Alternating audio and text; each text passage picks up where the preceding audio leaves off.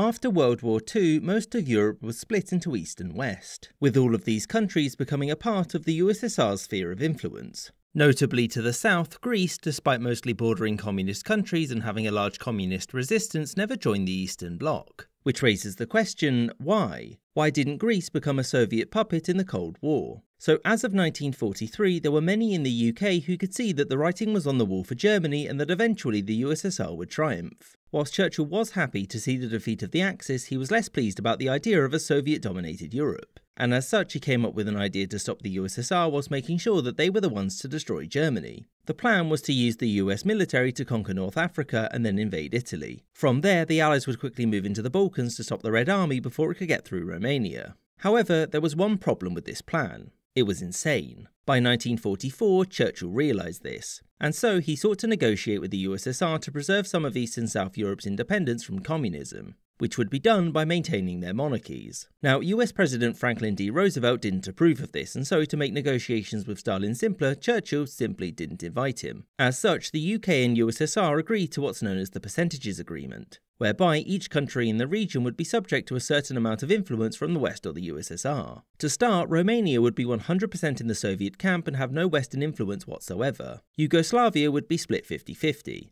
Bulgaria and Hungary would overwhelmingly come under Soviet influence, but the West could maintain a presence there. Whereas Greece would see its government aligned with the West, but the Communist Party there would be permitted to run in elections. As you'll know though, this agreement wasn't worth much, since it wasn't long before all of these countries soon had communist governments and wanted little to do with the West. So why didn't this happen to Greece? Well, the main answer was geography. Greece's location meant that if it were to fall into the communist camp, it could potentially be used as a naval base to disrupt British shipping through the Mediterranean. As such, the British were happy to make use of former collaborators as well as anyone else who wasn't a communist. Unsurprisingly, this led to conflict between British troops and Greek resistance fighters, and Stalin opted to stay out of it. His reason was that he knew that Britain saw a communist Greece as a near-existential threat to its empire and so would never willingly back down. And thus, it would be better to try and maintain some semblance of friendly relations over a country that wasn't all that important to Moscow. Furthermore, Stalin believed that if the USSR provided direct aid, the USA would do so too, and thus Greece's communists would actually be much more likely to succeed with the help that they were getting from Yugoslavia and Albania. But when the USSR and Yugoslavia fell out, that aid dried up too, leaving the Greek communists on their own.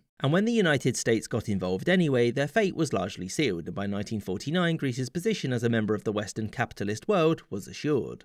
I hope you enjoyed this episode, with a special thanks to my patrons: James Bizanet, Kelly Moneymaker, Sky Chappelle, Katoitska, Andy McGeehee, Alex Schwinn, AF Firefly, Marcus Arsner, Spencer Lightfoot, YN Hockey, Marvin Cassow, Captain Psydog, Boogly Woogly, Kamoon Yoon, Winston Kaywood, Gustav Swan, Khalid Aldawood, Maggie Patskowski, The McWhopper, Anthony Beckett, Calling Dr. Howard, Dr. Fine, Dr. Howard, Coppertone, Shuenin, Spinning 3 Plates, Words About Books Podcast, Rod D. Martin, Jim Stromberg, Miss Izzet, and Charles the First.